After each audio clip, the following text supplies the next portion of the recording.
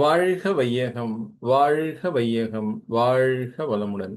நம் அனைவருக்கும் அருட்பேராற்றல் இரவும் பகலும் எல்லா நேரங்களிலும் எல்லா இடங்களிலும் எல்லா தொழில்களிலும் உறுதுணையாகவும் பாதுகாப்பாகவும் வழிநடத்துவதாகவும் அமையுமாக.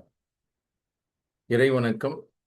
ஆதி எனும் பரம்பொருள் மெய் எழுச்சி பெற்று அணுவென்ற உயிராகி அணுக்கள் கூடி மோதி இணைந்து இயங்குகின்ற நிலைமைக்கேற்ப மூலகங்கள் பலவாகி அவை இணைந்து பேதித்த அண்ட கோடிகளாய் மற்றும் பிறப்பு இறப்பிடை உணர்தல் இயக்கமாகி நீதி நெறி உணர் மாந்தராகி வாழும் நிலை உணர்ந்து தொண்டாற்றி இன்பம் காண்போம்.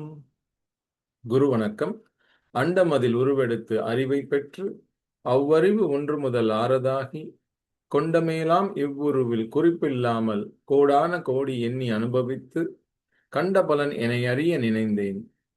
அப்போ கருத்துணர்த்தி கனல் மூட்டி கருவாம் ஞான குண்டலினி எனும் என் மெய்யுணர்வு எழுப்பி குறித்து என அறிவித்த குருவே அன்பே.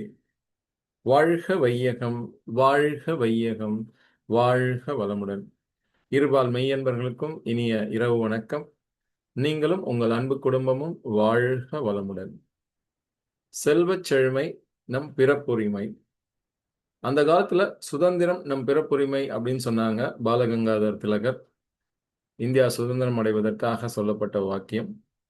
அடுத்ததாக எங்களுடைய ஆசிரியர் Thiru R Gopinath sir, excellence is our birth right. முதல்ல Swaraj is my birth right, அதாவது ஃப்ரீடம், சுதந்திரம் நம் பிறப்புரிமைனாங்க. அடுத்தது excellence is our birth right, உன்னதம் அது நம் பிறப்புரிமை அப்படின்னு சொன்னாங்க. இப்போ இந்த காலகட்டத்தில் எங்களுடைய நிறுவனம் வீரா ஃபினான்ஷியல் பிளானர்ஸ், வளர்ச்சி Veera investment service private limited. So நாங்கள் எங்களுடைய டேக்லைனாக நாங்கள் சொல்ல வர விஷயம், செல்வச் செழுமை நம் பிறப்புரிமை, அதை உங்கள் கைகளில் கொடுப்பது எங்கள் கடமை. ஸோ நீங்கள் செல்வச் செழுமை பெறுவதும் அதை எப்படி பெறுவது, செல்வச் செழுமை என்றால் என்ன, எதெல்லாம் இருந்ததுன்னா ஒருத்தர் செல்வச் செழுமையோடு இருக்காரு, ஃபினான்ஷியல் அபண்டன்ஸோட ஒருத்தர் இருக்காரு அப்படின்ட்டு எப்படி சொல்லலாம் அப்படிங்கிறதெல்லாம் பற்றி நம்ம டிஸ்கஸ் பண்ண போகிறோம். முதல் பவர்ஃபுல் ஸ்டேட்மெண்ட்லேருந்து ஆரம்பிக்கலாம். தாயின் கருவறையிலிருந்து கடைசியில் கல்லறை வரை நம் அனைவருக்கும் இந்த வாழ்க்கை பாதையில், இந்த வாழ்க்கை பயணத்தில் தேவையான ஒரு விஷயம் சில்லறை. காசு, பணம், துட்டு, மணி எங்க போனாலும் சரி, எந்த ஒரு விஷயமாக இருந்தாலும் சரி, எல்லாத்துக்குமே பணம் என்பது ரொம்ப ரொம்ப முக்கியம். பணம்ங்கிறது தேவை.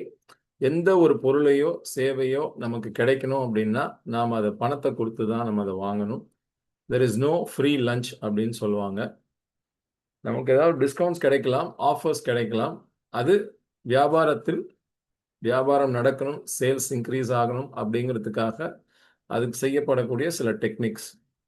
But ultimately there is no free lunch. நம்ம பணம் கொடுத்து தான் எந்த பொருளையும் சேவையும் வாங்கணும், பெறணும். ஸோ அந்த பணம்ங்கிறது ரொம்ப ரொம்ப முக்கியம். அந்த பணத்தை எப்படி சம்பாதிப்பது, சம்பாதித்த பணத்தை எப்படி சேமிப்பது, எப்படி முதலீடு பண்ணுவது, என்னென்ன வகையான முதலீட்டு திட்டங்கள்லாம் இருக்கு, செல்வச் செழுமை பெறுவது எப்படி, ஃபினான்ஷியல் அபண்டன்ஸ் எப்படி கிடைக்கணும், லா ஆஃப் அட்ராக்ஷன் அப்படின்னு சொல்றாங்க, பிரபஞ்ச ஈர்ப்பு விதிங்கிறாங்க, கிரியேட்டிவ் விஷுவலைசேஷனுங்கிறாங்க, கண்களை மூடி சப்கான்ஷியஸ் மைண்டை ப்ரோக்ராம் பண்ணுங்க அப்படின்றாங்க. சப்கான்ஷியஸ் மைண்டை எப்படி ப்ரோக்ராம் பண்ணுறது, கான்ஷியஸ் மைண்ட்னா என்ன, சப்கான்ஷியஸ் மைண்ட்னா என்ன, பணத்தை எப்படி ஈர்ப்பது, நம் அறிவையும் ஆற்றலையும் ஆக்கப்பூர்வமான வழியில் செலுத்தி அற வழியில் நின்று எப்படி பணம் சம்பாதிப்பது, அப்படி சம்பாதித்த பணத்தை எப்படி சேமிப்பது, எப்படி பாதுகாப்பது, எப்படி முதலீடு செய்வது, பணமே நமக்காக அது வேலை செய்யணும். நாம தூங்கிட்டு இருந்தா கூட நாம முதலீடு செய்திருக்கக்கூடிய பணம் நமக்காக அது தொடர்ந்து வேலை செய்யணும். நமக்கு ஒரு ரேசர் பே லிங்க் ஒன்று இருக்கணும். அந்த ரேசர் பே லிங்க் எல்லா இடத்துலையும் நம்ம ஷேர் பண்ணியிருக்கணும். நமக்குன்னு ஒரு லேண்டிங் பேஜ், ஒரு வெப்சைட் மாதிரி ஒரு லேண்டிங் பேஜ் ஒன்று இருக்கணும். நம்மை பற்றிய ஆட்ஸ், நம்ம ப்ரொவைட் பண்ணக்கூடிய ப்ராடக்ட்டோ சர்வீஸோ அது சம்மந்தப்பட்ட ஆட் ஃபேஸ்புக்கில், இன்ஸ்டாகிராமில், லிங்க்டின்ல, யூடியூப்ல எல்லா இடத்துலையும் அந்த ஆடு பரவலாக இருக்கணும். அந்த ஆடை பார்த்துட்டு மக்கள் அது என்னன்னு கிளிக் பண்ணி அந்த லேண்டிங் பேஜுக்கு வந்து நாம் என்னென்ன ப்ராடக்ட்ஸ் கொடுத்துட்ருக்கோம், என்ன சர்வீஸ் கொடுக்குறோம், நம்மக்கிட்ட என்ன இருக்குது, நம்மக்கிட்ட வந்தால் அவங்களுக்கு என்ன கிடைக்கும், அவங்களுடைய வாழ்க்கைக்கு ஒரு ப்ராப்ளம் இருக்குது, அவங்க வாழ்க்கையில் பல ப்ராப்ளம்ஸ் இருக்குது, அதில் எந்த ப்ராப்ளத்துக்கு நாம் சொல்யூஷன் கொடுக்குறோம். ஸோ ஒரு கஸ்டமருடைய ஒரு ப்ராஸ்பெக்டுடைய ப்ராப்ளம்க்கு சொல்யூஷன் நாம் கொடுத்தோம்னா அங்கே ஒரு சேல் நடக்கும், பணம் எக்ஸ்சேஞ்ச் ஆகும், ஒரு கையிலேருந்து இன்னொரு கைக்கு பணம் போகும், ஒருத்தருக்கு பணம் யார் கொடுத்தாரோ அவருக்கு ஒரு ப்ராடக்டோ அல்லது ஒரு சேவையோ அவருக்கு கிடைக்கும். இதுதான் வந்து சேல்ஸும்பாங்க. ஸோ ப்ராஸ்பெக்டாக வந்தவர் கஸ்டமராக மாறிடுவார். இன்ஃபேக்ட் முதல்ல சஸ்பெக்ட், அடுத்தது ப்ராஸ்பெக்ட், அடுத்தது கஸ்டமராக மாறுறாங்க. ஒன்ஸ் கஸ்டமராக வாங்கினவங்க நம்ம பொருளை தொடர்ந்து உபயோகப்படுத்துவதாலும் நம்முடைய சர்வீஸ் தொடர்ந்து அவங்க கிடைப்பதாலும் அந்த சர்வீஸ் ரொம்ப நல்லா இருக்கு, கஸ்டமர் டிலைட் ஆகிற அளவுக்கு அந்த சர்வீஸ் ரொம்ப நல்லா இருக்கு அப்படிங்கிறதுனால அந்த கஸ்டமரே என்ன பண்ணுவாங்க, நமக்காக ஒரு பிராண்ட் அம்பாசிடராக மாறி நம்ம ப்ராடக்டை பற்றி, நம்ம சர்வீஸை பற்றி அவங்க வெளியில் போய் நமக்காக சொல்லுவாங்க. நம்மளுடைய பிராண்ட் அம்பாசிடராக அவங்க மாறிடுவாங்க. எந்த எதிர்பார்ப்புமின்றி அந்த பிராண்ட் அம்பாசிடராக மாறி அவங்க பிராண்ட் அம்பாசிடராக நமக்காக வேலை செய்வாங்க. நம்மளுடைய ப்ராடக்ட் சர்வீஸ் பற்றி மற்றவங்களுக்கு அவங்க எடுத்து சொல்லுவாங்க. ஸோ வேர்ட் ஆஃப் மவுத் பப்ளிசிட்டியில் நம்ம ப்ராடக்ட் சர்வீஸ் இன்னும் அட்வர்டைஸ் ஆகி நமக்கு இன்னும் நிறைய கஸ்டமர்ஸ் அண்ட் ப்ராஸ்பெக்ட்ஸ் நமக்கு இன்னும் கிடைப்பாங்க. ஸோ அந்த வகையில் அதுக்கப்புறம் நம்ம வந்து அவங்களுக்கு ரெஃபரல் இன்கமோ அஃபிலியேட் இன்கமோ நம்ம கொடுக்குறோம் கொடுக்காதது அதெல்லாம் நம்மளுடைய பிஸ்னஸ், ஒவ்வொரு பிஸ்னஸ்க்கும் இருக்கிற ஒரு இது. ஸோ நீங்கள் என்ன டீல் போடணும்னு நினைக்கிறீங்களோ நீங்கள் டீல் போட்டுக்கலாம், அது உங்கள் விருப்பம்.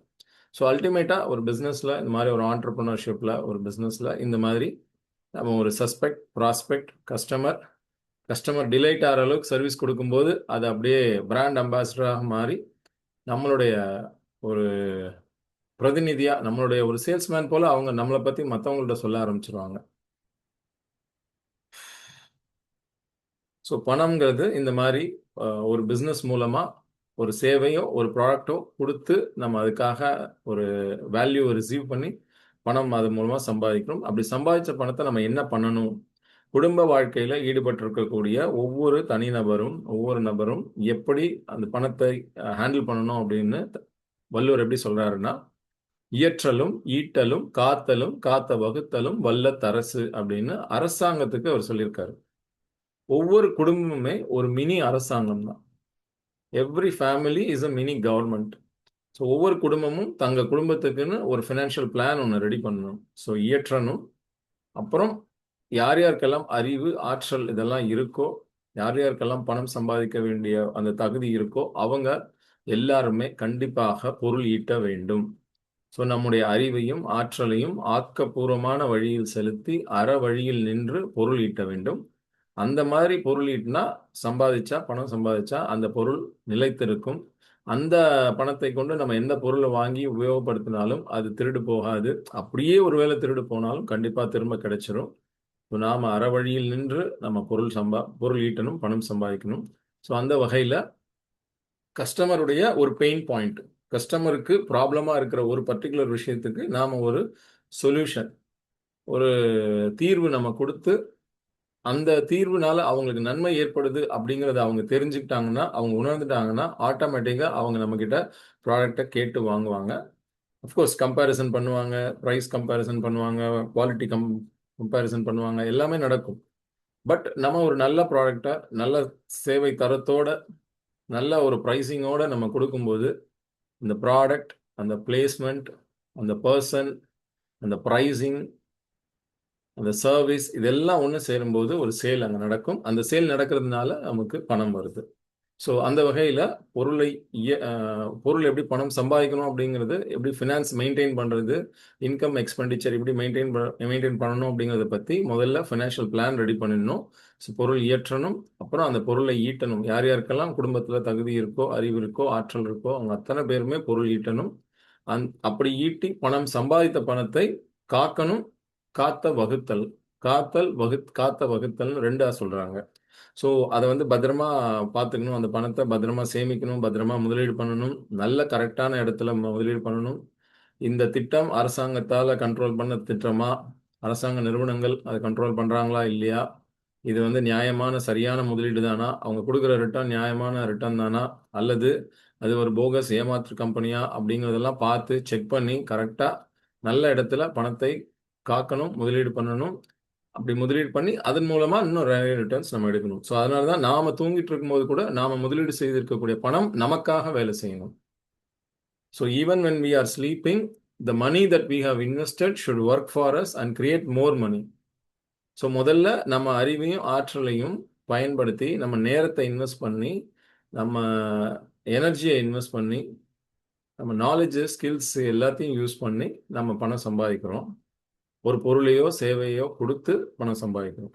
அப்படி சம்பாதிச்ச பணம் நம்மளுடைய அன்றாட வாழ்க்கை தேவைகள், டெய்லி ஃபிசியலாஜிக்கல் நீட்ஸ், அப்புறம் மற்ற வாழ்க்கைக்கு தேவையான அன்றாட தேவைகள், அதுக்கெல்லாம் போக பேலன்ஸை வந்து நம்ம சேமிக்கிறோம், முதலீடு பண்ணுறோம்.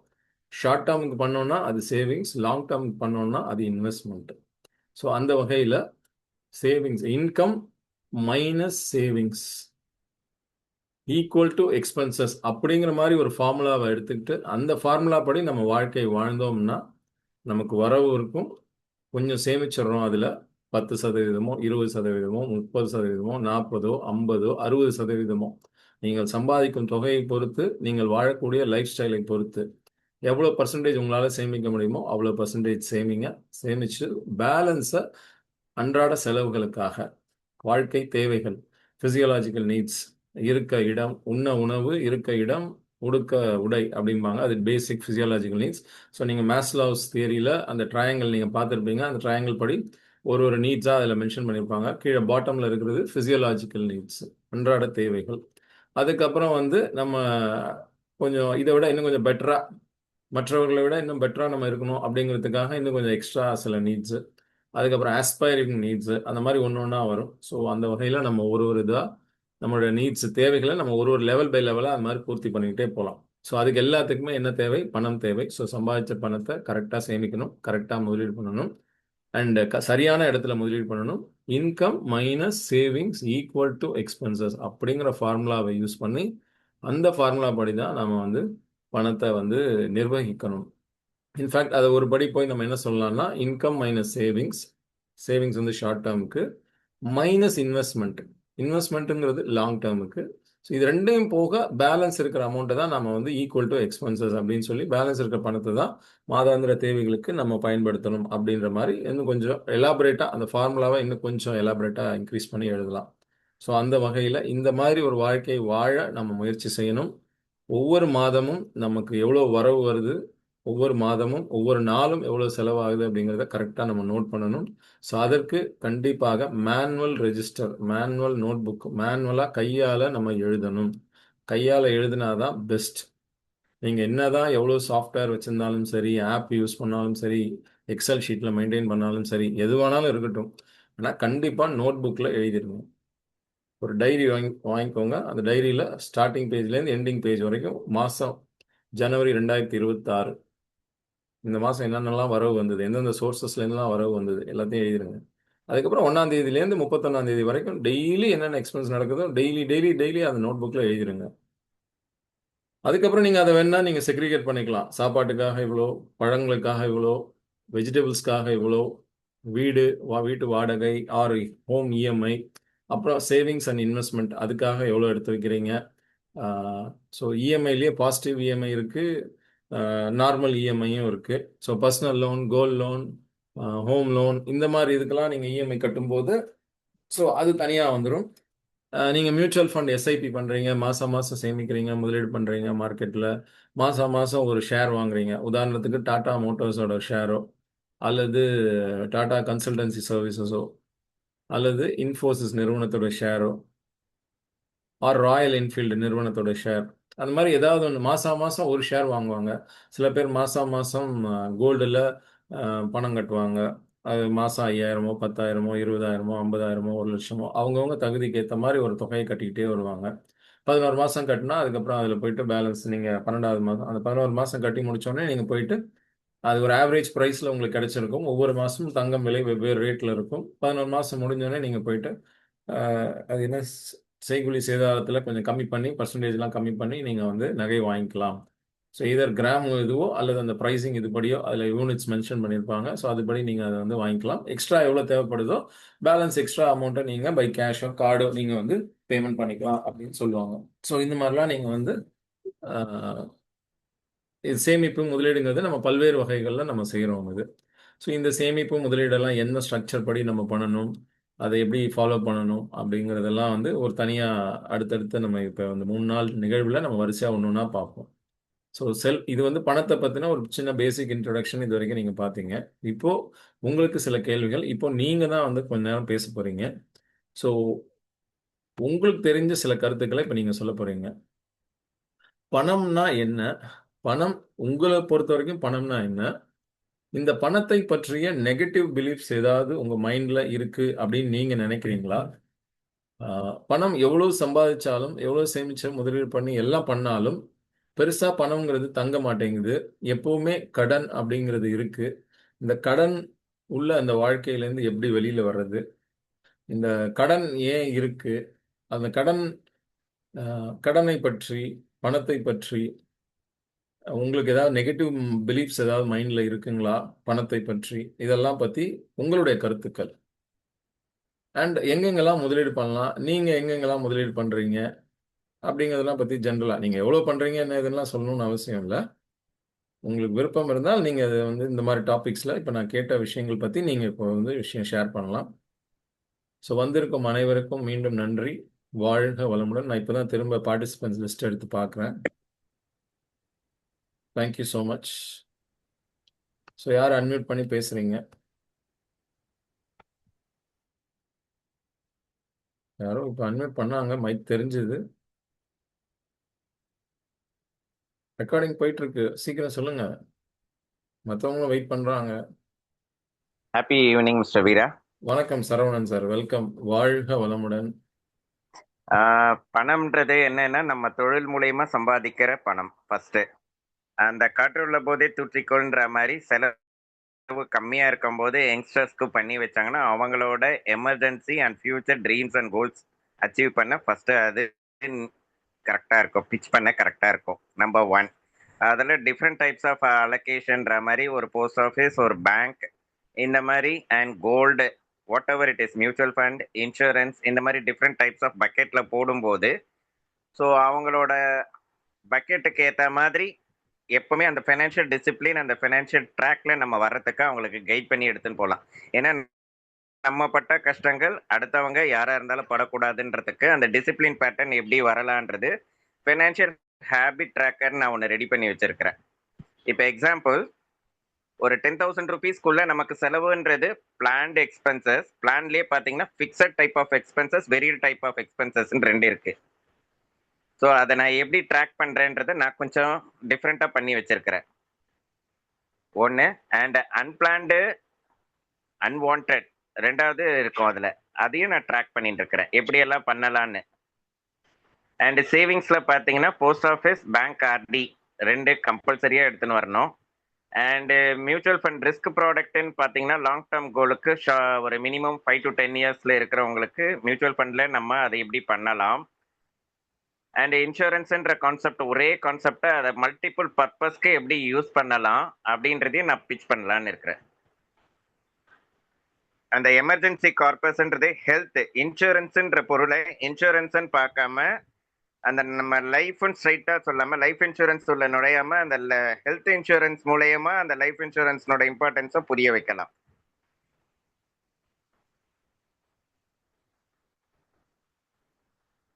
அதை வந்து நான் எப்படி பிச் பண்ணுவேன்னா, ஃபர்ஸ்ட் என்னோட லைஃப்ல நடந்த, இப்போ உங்களுக்கு தெரியும் 2 பேட் எக்ஸ்பீரியன்ஸ் எனக்கு ஆயிருக்கு. அதே போல அவங்களோட லைஃப்ல என்ன நடந்திருக்குன்ற ஒரு இன்சிடென்ட்டை டேக் பண்ணி பேசலாம். பேசும்போது அந்த ரெஸ்பாண்ட் அண்ட் ரெஸ்பாண்டிங்கிறது கொஞ்சம் இன்ட்ராக்ஷனா இருக்கும். ஏன்னா அந்த பெயின்ஸ் அண்ட் ப்ளஷர் ஏரியாவை மார்க்கெட்டிங்ன்ற ஸ்ட்ராட்டஜியை விட அவங்களோட பெயின்ஸ் அண்ட் ப்ளஷர் ஏரியாவை ஐடென்டிஃபை பண்றதுக்கு அவங்க வாயில இருந்து எப்படி வர வைக்கலாம் அப்படின்றத ஒரு சைக்காலஜி ஸ்டடி மாதிரி பண்ணலாம். இதை எனக்கு இந்த மாதிரி நடந்திருக்கு, உங்களுக்கு அந்த மாதிரி ஒரு கசப்பான அனுபவங்கள், வலிகள் ஏதாவது இருக்கான்னு கேட்டோம்னா கண்டிப்பா அது வழியில வரும். சான்சஸ் இருக்கு. பாசிபிலிட்டிஸ் ஆர் மோர் தென் 60%. Right sir. Thank you sir. Thank you so much. நிறைய விஷயம் ஷேர் பண்ணீங்க பணத்தை பத்தி. வேற யாராவது ஏதாவது கருத்துக்கள் சொல்ல விரும்புறீங்களா? பணம் பார்த்தினா மைண்ட் பிளாக்ஸ் ஏதாவது இருக்குங்களா? அதாவது நம்ம கை மேல நிக்கணும்னா அதுக்கு என்னென்னலாம் நம்ம தொழில் ரீதியா நம்ம பண்ணலாம், நம்ம financial way of handling, habit handling எப்படி இருக்குன்றதையும் பார்க்கலாம். Okay sir. தேங்க்யூ. வேறு யாராவது கருத்துக்கள் யாராவது சொல்ல விரும்புறீங்களா? Balaji sir, Gunasekaran sir, Sakkiyappan sir, Annamalai sir, Kanchipuram, Augustine Jayapalan sir, Sumathi madam, வேற யார் இருக்கீங்க? எஸ்பி நாகலட்சுமி. பாலாஜி சார், உங்க சார் வாய்ஸ் சரியா கேட்கல சார். சார் கேக்குதுங்களா? இப்போ ஓகே சார். இப்போ ஓகே. இப்போ ஓகே. ஹலோ சொல்லுங்க சார். இப்போ ஓகே. சார், பணம் பணத்தை எப்படி பார்க்குறோன்னு பார்த்தீங்கன்னா, இந்த உலகத்துல அந்த உலகத்துலன்றத விட நம்ம ஊர்ல பார்த்தீங்கன்னா, இப்போ அத்தியாவசிய பொருள்னா நம்ம உணவுப் பொருளை தான் சொல்லுவோம். எக்ஸாம்பிளுக்கு ஒரு வெங்காயம், தக்காளி அதை சொல்லலாம். ஆனா எல்லாரும் அத்தியாவசியம் இதான்னு சொல்லுவாங்க. ஆனா அந்த அத்தியாவசியத்துக்கே அத்தியாவசியமான ஒரு விஷயம் என்னன்னு பார்த்தீங்கன்னா, அதுதான் பணம். அதனால வாழ்க்கைய வாழறதுக்கு பணம் தேவையில்ல. செமையா வாழணும்னா கண்டிப்பா பணம் தேவை. ஆனா பணத்துக்கு மனுஷங்க தான் மதிப்பு கொடுத்து வச்சிருக்காங்க. அப்படி இருக்கக்குள்ள அந்த பணத்தை நம்ம மத்தவங்களுக்கு இப்ப நம்ம பாலிஷ்காரருக்கே அதை நம்ம செய்யும் போதும் நம்மளும் வளரும் போதும் அது உண்மையா நல்லா இருக்கும் sir. Super. Okay sir. Thank you. Thank you thank you sir. வேற யாராவது ஏதாவது சொல்ல விரும்புறீங்களா?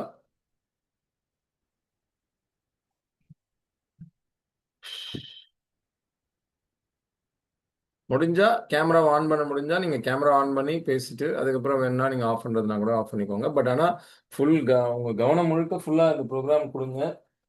ஒரு நோட் புக் பென் பக்கத்துல எப்பவுமே வச்சுக்கோங்க. ஒரு வாட்டர் பாட்டில் கூட சொன்னா வச்சுக்கோங்க. நானும் அதெல்லாம் வச்சிருக்கேன் நான் பக்கத்துலயே. ஸோ நீங்களும் வச்சுக்கோங்க. Kanakavalli madam, Nagalakshmi ma'am, ladies ஏதாவது கருத்து சொல்றீங்களா பணம் பத்தி?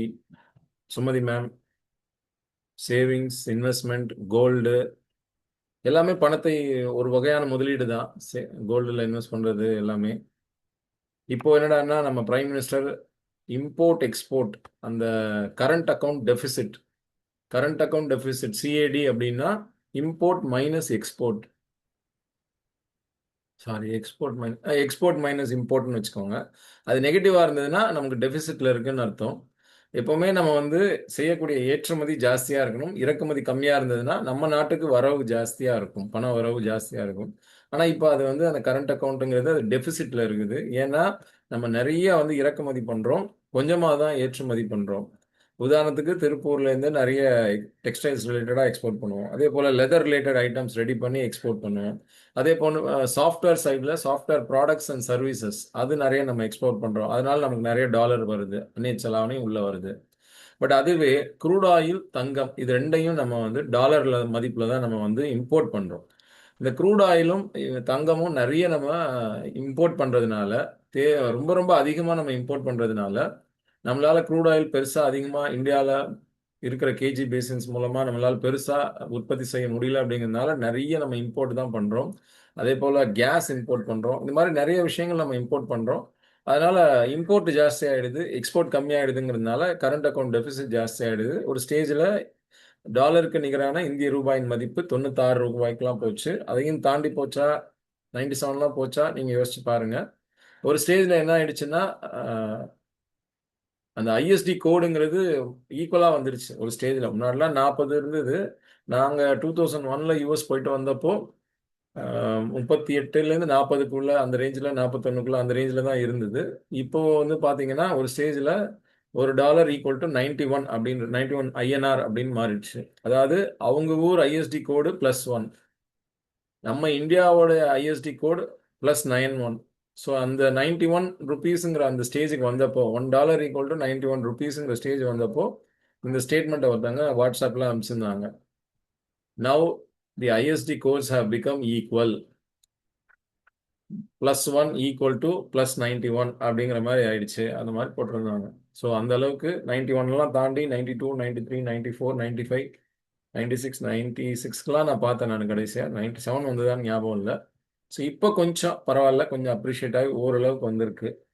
ஸோ அதனால இப்போ என்ன சமீபத்தில் ரிக்வஸ்ட் கொடுத்தாரு மக்களுக்கு, கொஞ்ச நாளைக்கு ஒரு வருஷத்துக்கு தேவை இருப்பவர்கள் மட்டும் தங்கம் வாங்குங்க, மற்றவங்க எல்லாம் தங்கம் வாங்காதீங்க அப்படின்னு சொன்னாரு. அதே போல முடிஞ்ச அளவுக்கு ஆயில் நிறைய நம்ம இம்போர்ட் பண்றதுனால பப்ளிக் டிரான்ஸ்போர்ட் யூஸ் பண்ணுங்க, முடிஞ்ச அளவுக்கு டிராவல் பண்றதை குறைச்சிக்கோங்க, வீட்ல இருந்து ஒர்க் பண்ணுங்க, ஒர்க் ஃப்ரம் ஹோம் நிறைய ஃபாலோ பண்ணுங்க, கார் பூலிங், ஷேரிங் அந்த மாதிரிலாம் யூஸ் பண்ணி முடிஞ்ச அளவுக்கு ஆயில் யூசேஜை கம்மி பண்ணிக்கோங்க அப்படின்லாம் சொன்னாங்க. ஸோ அந்த ஸ்டேட்மெண்ட் உங்களுக்கு எப்படி இருந்தது? தங்கத்தை கம்மியாக யூஸ் பண்ணுங்க, தங்கத்தை கம்மியாக வாங்குங்க, அல்லது கொஞ்ச நாளைக்கு வாங்காமல் இருங்கன்னு சொன்னது உங்களுக்குலாம் எப்படி இருந்தது? என்ன தோணுச்சு? தங்கம் விலை இப்போ எப்படி போயிட்டு இருக்குது? இன்னும் மார்க்கெட் எப்படி இருக்கும்னு நீங்கள் எதிர்பார்க்குறீங்க? ஸோ உங்களுடைய வியூஸ் கொஞ்ச நேரத்துக்கு நீங்களாக தான் பேச போகிறீங்க. அப்புறமா தான் திரும்ப நம்ம ஆரம்பிக்க போகிறோம் செஷன். மறுபடியும் யாராவது அன்மியூட் பண்ணி பேசுங்க ப்ளீஸ். எல்லாரும் பங்கெடுத்துக்கோங்க, எல்லாரும் பார்ட்டிசிபேட் பண்ணுங்க.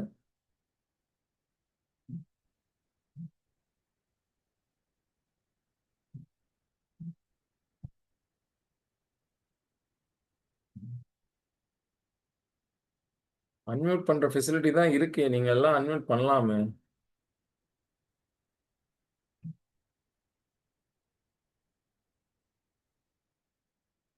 தங்கத்தை பற்றிய, தங்க முதலீடு பற்றிய உங்கள் கருத்து ஏதாவது சொல்லுங்க. கோல்டுல டைரக்டா ஆர்னமெண்ட்ஸா வாங்கலாமா? Gold exchange traded funds, gold ornament, gold coin, gold silver, platinum, இப்படி எல்லாமே வந்துருச்சு. ஏதாவது ஒரு கருத்து சொல்லுங்க கோல்டு பத்தின இன்வெஸ்ட்மெண்ட். இங்க வாங்குற கோல்டு பியூரா இருக்கா, அல்லது சிங்கப்பூர் மலேசியால வாங்குற கோல்டு பியூரா இருக்கா? இங்க கடை வச்சிருக்கிறவங்க அதே பிராண்டு அங்கேயும் கடை வச்சிருக்காங்க, அந்த நாட்டிலையும் சிங்கப்பூர் மலேசியாலையும். ஆனா அங்க போய் வாங்கினா அந்த கோல்டோட பியூரிட்டி அதிகமாக இருக்கா இல்லையா? அதை பத்தி உங்களுக்கு ஏதாவது ஐடியா இருக்குங்களா? தங்கம் பற்றி, தங்கம் முதலீடுகள் பற்றி உங்கள் கருத்துக்கள்.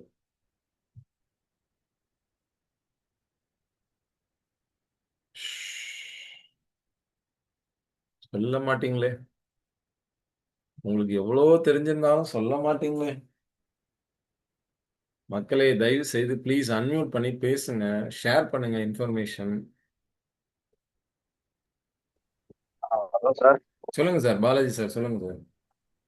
சார் இப்போ பார்த்தீங்கன்னா கோல்டு வந்து என்னோட பார்வைக்கு மற்றவர்கள் எப்படின்னு தெரியல. என் வாய்ஸ் கேக்குதுங்களா சரியா? நல்லா கேக்குது சார், பேசுங்க சார், அப்படியே பேசுங்க. பார்த்தீங்கன்னா கோல்டு பார்த்தீங்கன்னா நம்ம இன்வெஸ்ட்மெண்ட்டா எடுத்துக்கிட்டோம்னா அது நமக்கு நல்ல ப்ராஃபிட் கொடுக்கும்னு என்னோட கிடைக்காது.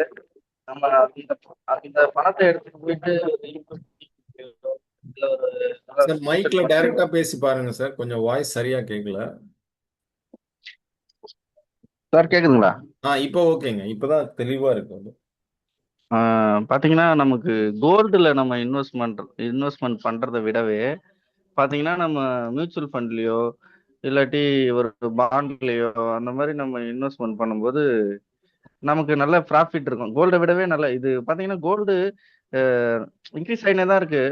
அதோட வேல்யூ பாத்தீங்கன்னா அது இப்போதான் ஒரு 2025-26 தான் கொஞ்சம் அதிகமா இன்க்ரீஸ் ஆயிடுச்சு. அது இந்த இந்த போர் வந்துருச்சு அதனால. இப்ப பாத்தீங்கன்னா நம்ம குருட் ஆயில் தான் உலகத்திலே பாத்தீங்கன்னா குருட் ஆயில் மதிப்பு வச்சுன்னா டாலரோட மதிப்பே இன்னைக்கு இது பண்ணுது. இப்போ பாம்பு போடுறது கூட பாத்தீங்கன்னா டாலரோட வேல்யூ இன்க்ரீஸ் ஆகணுன்ற ஒரு விஷயத்துக்காக தான் அந்த பாம்பு கூட போட்டிருக்காங்க. இப்போ அந்த ஈரான்ல போட்டிருக்காங்க இல்லைங்களா? அது இப்போ நம்ம கோல்டு பாத்தீங்கன்னா நம்ம எக்ஸ்போர்ட் தான் பண்றோம், வெளிநாட்டுல தான் வாங்குறோம். இப்போ பிரதமர் கூட வாங்க வேணாம்னு சொன்னது காரணம் என்னன்னு பாத்தீங்கன்னா நம்மளோட இந்தியன் ருப்பியை நம்ம கொடுத்து நம்ம கோல்டை வாங்குறதா இருக்கு. அப்போ வந்து நம்ம இந்தியன் ருப்பியோட வேல்யூ குறைய ஆரம்பிக்கும், அப்புறம் ஜிடிபி குறைய ஆரம்பிக்கும். அதே நம்ம பணத்தை எடுத்துட்டு போயிட்டு நம்ம நாட்டுல இருக்க ஒரு நெஃப்டி 50 இந்த மாதிரி இருக்க இதுல நம்ம இன்வெஸ்ட்மெண்ட் பண்ணும்போது நாடும் வளரும், நம்மளும் வளருவோம், மக்களுக்கும் நிறைய வேலை வாய்ப்பு கிடைக்கும். அந்த ஒரு ரீசனுக்காக தான் அது சொல்லி இருந்தாரு பிரதமர். பாத்தீங்கன்னா கோல்டு இன்வெஸ்ட்மெண்ட்டா நம்ம எனக்கு என்னை பொறுத்தளவுக்கு இன்வெஸ்ட்மெண்ட்டா எடுத்துக்கிறது சரியா இருக்காது சார். அது வந்து பாத்தீங்கன்னா அது வாங்கி வச்சுனா கூட வீட்டிலேயே இருக்கும். அது வீட்டிலேயே நம்ம பீரோல வச்சுட்டோம்னா அது அது பாட்டு இருந்துட்டே இருக்கும். அப்புறம் எடுத்து நம்ம யூஸ் பண்ற மாதிரி தான் இருக்கும். அதே அந்த பணத்தை எடுத்துட்டு போய் ஏதோ ஒரு நிறுவனத்துல போட்டா அந்த நிறுவனமும் வளரும், நாடும் வளரும், நம்மளும் வளரும், நம்ம பணமும் growth ஆகும், வளரும். இப்போ நம்ம தூங்கிட்டு இருக்கும்போதே சம்பாதிப்போம் அப்படின்னு சொல்லுவோம் இல்லைங்களா? அந்த மாதிரி கோல்டு வந்து இன்வெஸ்ட்மெண்ட் பண்ணிட்டு நம்ம தூங்கிட்டு இருக்கும்போது சம்பாதிக்க முடியாது. அதே நம்ம இந்த மாதிரி ஒரு ஈக்விட்டி ஃபண்ட்லயோ அந்த மாதிரி மியூச்சுவல் ஃபண்ட்லயோ இன்வெஸ்ட் பண்ணிட்டோம்னா நம்ம தூங்கும் போதும் அது சம்பாதிக்கிற மாதிரி இருக்கும். அது நல்ல இன்வெஸ்ட்மெண்டா இருக்கும் சார். அது என்னோட opinion. Okay sir. Thank you sir. Thank you sir. Thank you so much. ம். வேறு யாராவது ஏதாவது சொல்ல விரும்புறீங்களா? கோல்டு பத்தி, தங்க முதலீடு பத்தி? Good evening sir. வணக்கம் சார். Good evening sir. வணக்கம். கோல்டு ரேட்டு கொஞ்சம் டவுன்ல ஆயிட்டு சார், இறங்கிட்டே இருக்கு. ஏறி போயிட்டு இருந்தது, இது இறங்கி தானே போயிட்டு. நம்ம அதை எப்படி சார் கான்ஃபிடென்ட்டா அதில் போய் நம்ம ஒரு லேண்ட்ல போய் இந்த இன்வெஸ்ட் 2 வருஷத்துல திடீர்னு ரொம்ப ஃபாஸ்டா ஏறிச்சு. அப்புறம் இப்போ லேசா கொஞ்சம் கரெக்ஷன் ஆகி கொஞ்சம் குறைய ஆரம்பிச்சிருக்குது.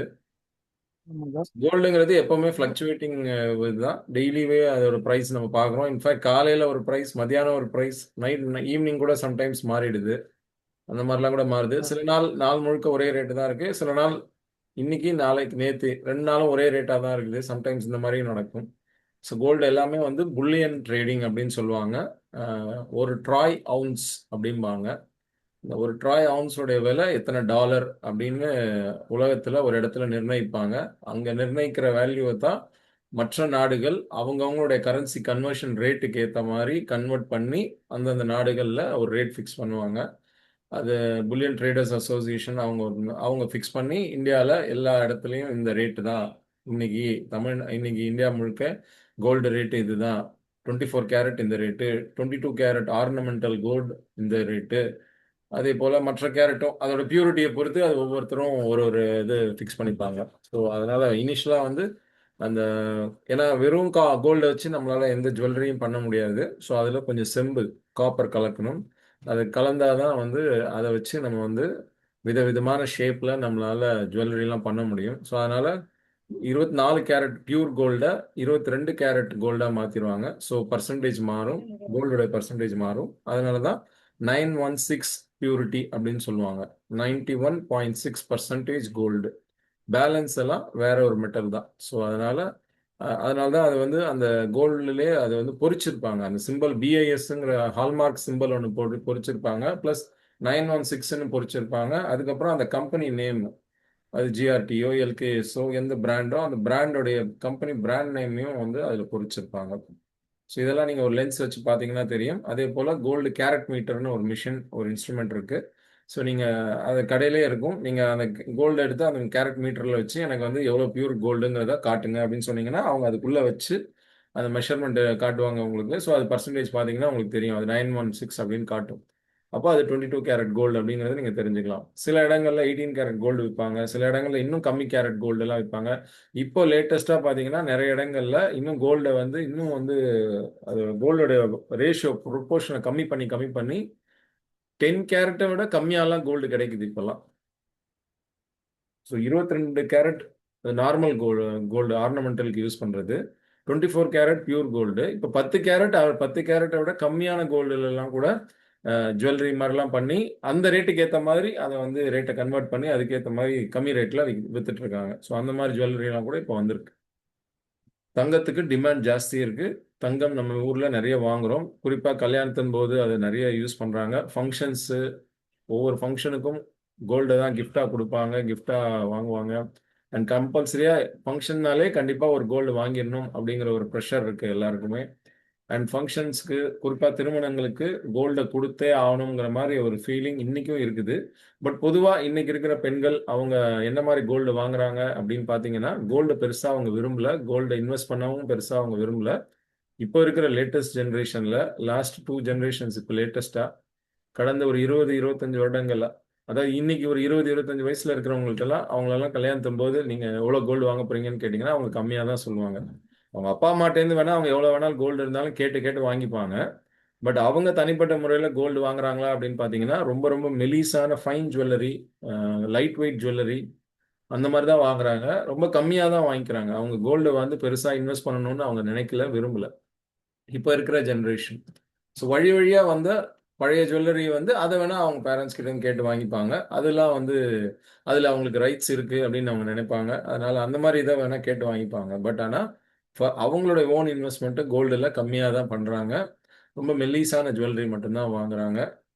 பழைய டைப் கோல்டு ஜுவல்லரி அவங்களுக்கு பிடிக்கல. ஸோ அப்பா அம்மா இது மாதிரி ஏதாவது கொடுத்தாங்கன்னா அதை கடையில் கொடுத்துட்டு இவங்களுக்கு பிடிச்ச மாதிரி லைட் வெயிட்டில் அந்த மாதிரி ஜுவல்லரி வாங்கிட்டு இருக்காங்க. ஸோ கோல்டோட மார்க்கெட் ட்ரெண்டிங் அதெல்லாம் இந்த மாதிரி தான் போயிட்டு இருக்கு. ஸோ சம்பாதிக்கிற பணத்தை பல்வேறு இடங்கள்ல முதலீடு செய்ய முடியும். அதில் ஒன்று வந்து கோல்டு.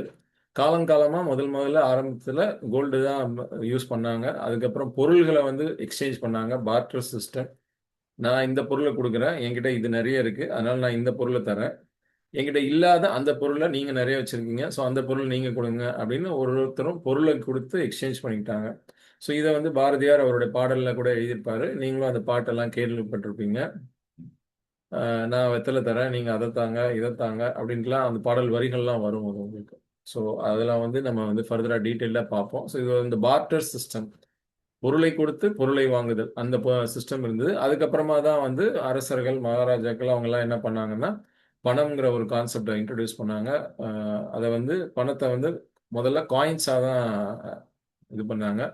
அப்புறமா தான் காயினுங்கிறது ரூபா நோட்டா மாறுது. அந்த ரூபா நோட்டு தான் பல்வேறு டினாமினேஷன்ஸ்ல இப்போ கிடைக்க ஆரம்பிக்குது. அண்ட் நாட்டுக்கு நாடு வெவ்வேறு கரன்சிஸ் வச்சிருக்காங்க. ஒரு குறிப்பிட்ட காலத்துல ரொம்ப ரொம்ப கம்மியான கரன்சிஸ் தான் இருந்தது. அதுக்கப்புறம் ஒவ்வொரு நாடும் தனித்தனியாக அவங்கவுங்களுக்குன்னு பப்ளிஷ் பண்ணி வெவ்வேறு வகையான கரன்சிஸ் வந்து இன்னைக்கு நம்ம வந்து கரன்சி எக்ஸ்சேஞ்சுக்கு தனித்தனியாக நம்ம ரேட் ஃபிக்ஸ் பண்ணியிருக்கோம். ஸோ ஒரு மலேசியன் வெள்ளினா இவ்வளோ இந்திய ரூபாய், ஒரு டாலர்னா இவ்வளோ இந்திய ரூபாய், இந்திய ரூபாயில் இவ்வளோ கிரேட் பிரிட்டன் பவுண்டு ஜிபிபிம்பாங்க. ஸோ பவுண்டு, ஒரு பவுண்டுங்கிறது இவ்வளோ இந்திய ரூபாய் அப்படின்னு ஒவ்வொன்றுக்கும் ஒரு ஒரு வகையான மதிப்பு இருக்கு இன்னைக்கு. ஆனால் உலகம் முழுக்க எதுவாக இருந்தாலும் சரி, பணம்ங்கிறது எல்லா மனிதர்களுக்கும் தேவை.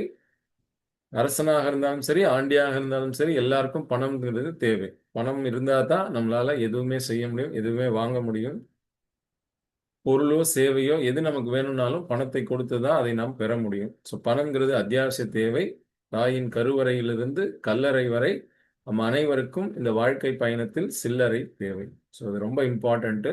நம்ம அறிவையும் ஆற்றலையும் ஆக்கப்பூர்வமான வழியில் செலுத்தி அற வழியில் நின்று கண்டிப்பா பொருள் சேர்க்கணும். யார் யாருக்கெல்லாம் பொருள் ஈட்டக்கூடிய வசதி, வாய்ப்பு, அறிவு எல்லாம் இருக்கோ அவங்க எல்லாருமே அவங்களுடைய ஆற்றலை பயன்படுத்தி, அறிவை பயன்படுத்தி கண்டிப்பா பொருள் ஈட்டணும், கண்டிப்பா பணம் சம்பாதிக்கணும். அட்லீஸ்ட் வீட்டில் இருந்தாவது ஒர்க் ஃப்ரம் ஹோம் மோட்லையாவது வீட்டில் இருந்தாவது ஏதாவது ஒரு தொழிலோ ஒரு பிஸ்னஸோ ஏதோ ஒரு ப்ராடக்ட்டோ ஏதோ ஒன்று செஞ்சு அதை ரெடி பண்ணி அதை வந்து சேல் பண்ணணும். ஸோ அந்த மாதிரி கண்டிப்பாக எல்லாருமே ஏதாவது ஒரு வகையான பிஸ்னஸோ ஒரு ஒரு ஒரு பொருள் ஈட்டணும் எல்லாருமே. அது டெஃபினட்டாக திறமை இருக்கும் அத்தனை பேருமே அதை வந்து பயன்படுத்தணும். கை கால் இல்லாதவங்க கூட, கண் இல்லாதவங்க கூட தங்களால் முடிஞ்ச அளவுக்கு ஏதோ ஒரு வேலையை பண்ணி கண்டிப்பாக அவங்களும் வந்து ஒரு பணம் சம்பாதிக்கிறாங்க, அவங்களோட திறமை இது பண்ணுறாங்க.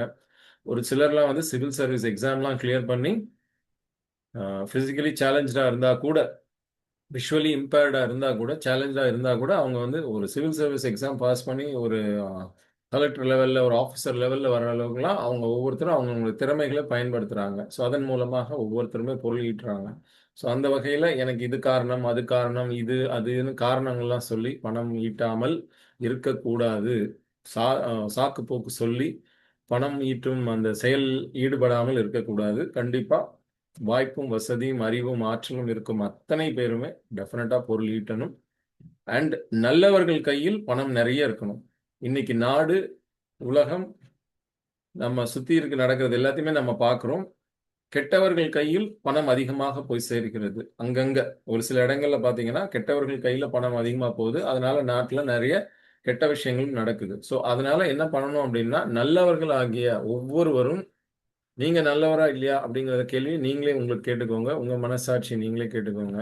ஸோ அதுக்கு உங்களுக்கு பதில் கிடைச்சது நல்லவர் தான் அப்படின்னு பதில் கிடைச்சதுன்னா கண்டிப்பா நல்லவர்கள் கையில் மிக மிக அதிகமான பணம் இருக்கணும்.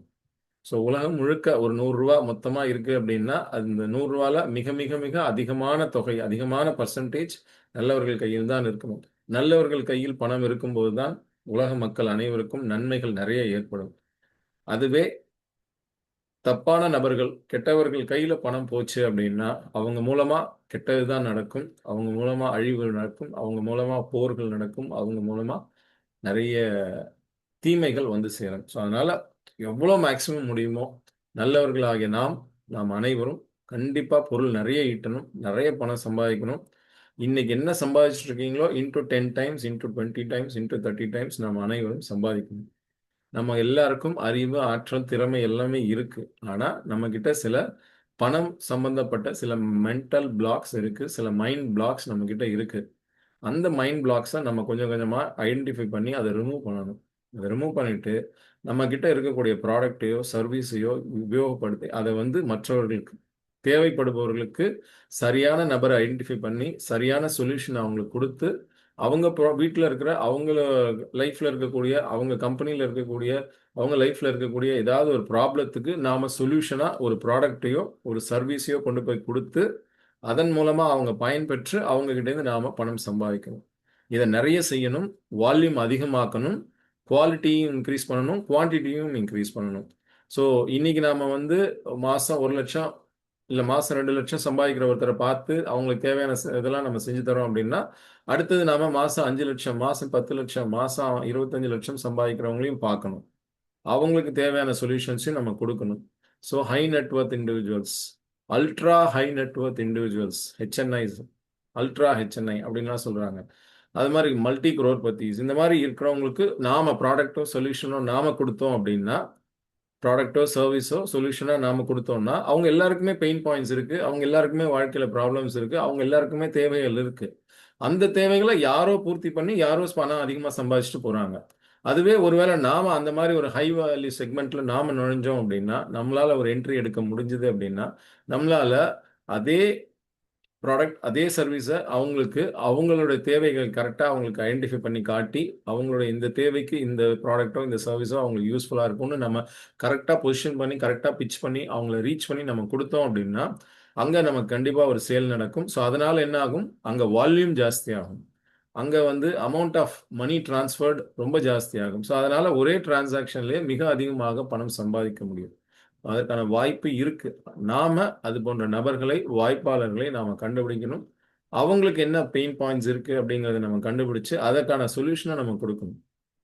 ஸோ எந்த அளவுக்கு கொஞ்சம் மேல்தட்டு மக்களுக்கு, எந்த அளவுக்கு ஹை வேல்யூ பீப்புளுக்கு நம்ம வந்து தேவையான சொல்யூஷன்ஸ் நம்ம கொடுக்குறோமோ அந்த கொடுக்க கொடுக்க நமக்கு இன்னும் அதிகமான ரிட்டர்ன்ஸ், நமக்கு இன்னும் அதிகமான பணம் நமக்கு வந்து சேரும். ஸோ அந்த வகையில் நம்முடைய பிஸ்னஸையோ நம்முடைய ப்ராடக்டையோ நம்முடைய சொல்யூஷன்ஸையோ நம்முடைய சர்வீஸையோ அதுக்கேற்ற மாதிரி நம்ம டியூன்அப் பண்ணி அந்த பர் சேலுடைய வேல்யூவை அதை நம்ம இன்க்ரீஸ் பண்ணிகிட்டே போகணும். அது இன்க்ரீஸ் பண்ண பண்ண அந்த ஆவரேஜ் வேல்யூ இன்க்ரீஸ் ஆக ஆக நம்ம கம்மி சேல்ஸ்லேயே நம்மளால் அதிக பணம் சம்பாதிக்க முடியும். ஸோ அந்த மாதிரி ஐடென்டிஃபை பண்ணணும் நம்மளுடைய ப்ராஸ்பெக்ட்ஸை, சஸ்பெக்ட்ஸை நம்ம அந்த ஏரியாலேருந்து எடுத்து அதுக்கேற்ற மாதிரி அவங்கள அப்ரோச் பண்ணி கோபிநாத் சார் சொன்ன மாதிரி பணம்ங்கிற அந்த கான்செப்டை யூஸ் பண்ணி நம்ம பணம் சம்பாதிக்கணும். ஸோ பணம்ங்கிற கான்செப்ட் என்ன, அது வந்து ஒரு அக்ரோனிம் P.A.N.A.M. Pனா முதல்ல ப்ராஸ்பெக்டிங், வாய்ப்பாளர்கள் யாரு அப்படிங்கிறத தேடி கண்டுபிடிக்கணும். அதுக்கப்புறம் அவங்க நாம அப்ரோச் பண்ணணும். அவங்கள எப்படி போய் அப்ரோச் பண்ணுறது, அவங்கள்ட்ட எப்படி அப்பாயின்மெண்ட் வாங்கி அவங்க முன்னாடி போய் உட்கார்றது. ஏன்னா அவங்க முன்னாடி போய் உட்கார்ந்தாதான் நம்ம அவங்கள்ட்ட பேசி நம்ம வந்து அவங்களுடைய தேவை என்னங்கிறத அறிந்து கொள்ள முடியும். ஸோ அதுதான் need analysis, PAN, prospecting, approach, need analysis. அவங்களுக்கு என்ன தேவைகள் இருக்குது, அவங்களுடைய பாஸ்ட் என்ன, அவங்களுடைய ப்ரெசென்ட் என்ன, அவங்களுடைய ஃபியூச்சர் ஆஸ்பிரேஷன்ஸ் என்ன, ஃபியூச்சர் லைஃப் கோல்ஸ் என்ன, எதுக்காக அவங்க பணம் சம்பாதிக்கிறாங்க, அந்த பணத்தை வச்சு அவங்க என்ன பண்ண போகிறாங்க. ஸோ அதெல்லாமே நமக்கு தெரிஞ்சதுனா தான் அதுக்கேற்ற மாதிரி நம்ம ஒரு நல்ல ஃபைனான்ஷியல் ப்ளூ பிரிண்ட், ஒரு ஃபினான்ஷியல் பிளான் அவங்களுக்கு ரெடி பண்ணி தர முடியும். ஸோ அவங்களுடைய நீட் அனாலிசிஸ் அதை நம்ம பண்ணணும். ஒன்ஸ் இது நீட் அனாலிசிஸை பண்ணிட்டோம் அப்படின்னா அப்போ அவங்களுக்கு இந்த ப்ராடக்ட்ஸ் எல்லாம் அவங்களுக்கு தேவைப்படும்.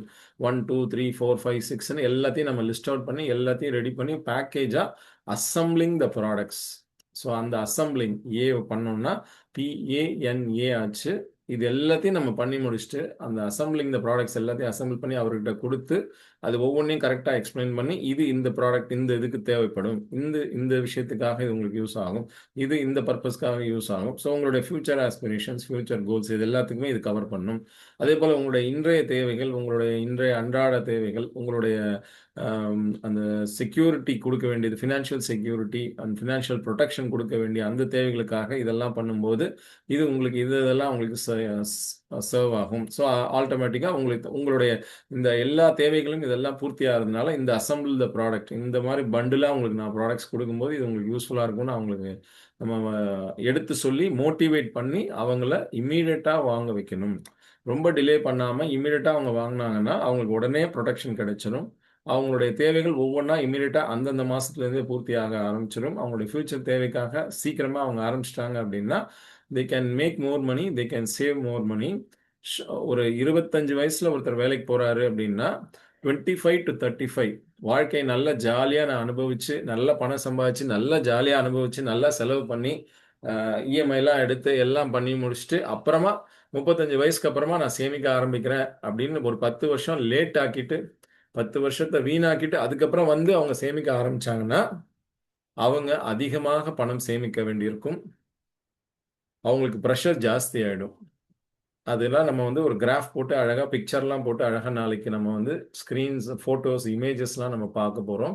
அதுபடி உங்களுக்கு எக்ஸ்பிளைன் பண்ணுவோம். ஸோ 60 வயசில் ஒரு பெரிய ரிட்டையர்மெண்ட் கார்பஸ் நமக்கு தேவை. 60 வயசில் தான் ரிட்டையர் ஆக போகிறோம் அப்படின்னு நம்ம மனசில் ஆல்ரெடி டிசைட் பண்ணிட்டோம் அப்படின்னா 25 வயசுலேயே நம்ம ஆரம்பித்தோம்னா நமக்கு இன்னும் 35 வருஷம் டைம் இருக்குது. ஸோ நிறைய டைம் இருக்கிறதுனால நம்மளால நிறைய சேமிக்க முடியும், நிறைய நம்மளால முதலீடு செய்ய முடியும், நிறைய நம்மளால பணத்தை பெரிய கார்பஸை கிரியேட் பண்ண முடியும். அதுவே ஒரு 10 வருஷம் டிலே பண்ணி 35 வயசுல ஆரம்பிச்சா அந்த 35க்கும் 60க்குமான டிஸ்டன்ஸ் ரொம்ப கம்மியாயிடுது. 25 வருஷம் தான் பாக்கி இருக்குது. ஸோ மிக அதிக தொகை சேமிக்க வேண்டி இருக்கும். ஒருவேளை அப்பவும் நம்ம ஆரம்பிக்கல அப்படின்னா 45 வயசுல தான் ஆரம்பிக்கிறோம் அப்படின்னா 45 to 60 வெறும் 15 வருஷம் தான் பாக்கி இருக்கு. இந்த 15 வருஷத்துல இன்னும் மிகப்பெரிய அதிக தொகையை சேமிக்க ஆரம்பிச்சாதான் அந்த பெரிய தொகையை நம்மளால ரீச் பண்ண முடியும். ஸோ அது ஒரு எக்ஸ்ட்ரா பேர்டன் ஆகிடும், இன்னும் ஃபினான்ஷியல் பேர்டன் ஜாஸ்தி ஆகிடும். ஒருவேளை அப்பவும் அவங்க சரியா சேமிக்க ஆரம்பிக்கல அப்படின்னா 50 வயசுல தான் தெளிவு வந்து அதெல்லாம் 50 வயசுல தான் ஆரம்பிக்கிறாங்கன்னா வெறும் 10 வருஷம் தான் பாக்கி இருக்கு. இந்த 10 வருஷத்துல அவ்வளோ பெரிய தொகையை கிரியேட் பண்ணணும் அப்படின்னா அது இன்னும் ஸ்டீப் ஆகிடும். அந்த ஏற்றங்கிறது அந்த ப்ராசஸ்ங்கிறது ரொம்ப கஷ்டமாயிடும். அந்த ஜேர்னி ரொம்ப கஷ்டமாயிடும். ஸோ இன்னும் நிறைய நிறைய தொகையை இன்வெஸ்ட் பண்ண வேண்டியிருக்கும். அந்த வயசுல எவ்வளோ நிறைய சம்பாதிக்க முடியுமா இல்லையாங்கிறது தெரியாது. ஸோ ஃபைனான்ஷியல் பர்டன் இன்னும் ஜாஸ்தி ஆகிடும், இன்னும் நிறைய சேமிக்க வேண்டியிருக்கும். ஸோ இது இந்த மாதிரி அந்த டயக்ராம்லாம் நீங்கள் வந்து ஏற்கனவே பார்த்துருப்பீங்க. அது சம்மந்தப்பட்ட பிக்சர்ஸ் அதெல்லாமே வந்து நாளைக்கு நம்ம நிகழ்ச்சியில் நம்ம அதெல்லாம் பார்க்கலாம். அண்ட் பணத்தை எங்கெங்கெல்லாம் முதலீடு பண்ணலாம், பணத்தை வந்து ஏன் விதவிதமான பக்கெட்ஸில் ஏன் பல்வேறு இதில் நம்ம இன்வெஸ்ட் பண்ணணும், பணத்தை வந்து ஒரே இடத்துல போட்டு வைக்காதீங்க. Do not put all the eggs in the same basket அப்படின்னு சொல்லுவாங்க. உங்களுடைய முட்டைகள் எல்லாத்தையும் ஒரே பேஸ்கெட்டில் வைக்காதீங்க அப்படிம்பாங்க. ஏன்னா ஒரு வேளை கீழே விழுந்துருச்சுன்னா அவ்வளோ வேஸ்ட்டாக போயிடும். ஸோ பல்வேறு இடங்கள்ல பிரித்து பிரித்து வச்சுருந்தீங்கன்னா ஏதாவது ஒன்று உங்களுக்கு இதாச்சுன்னா கூட மற்றது உங்களுக்கு சேமிப்பு கொடுக்கும்.